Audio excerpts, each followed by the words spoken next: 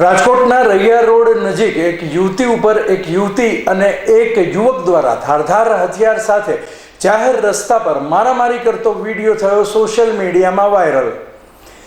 લોકોના ટોળે ટોળા ભેગા થઈ ગયા હતા।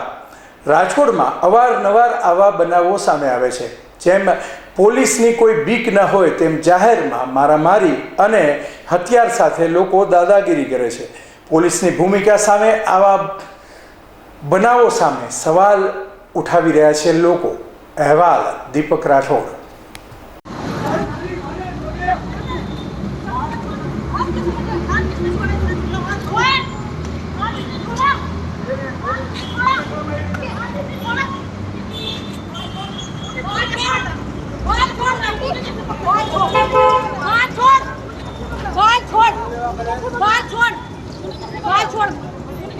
छोड़ इससे बात छोड़ो बात को छोड़ छोड़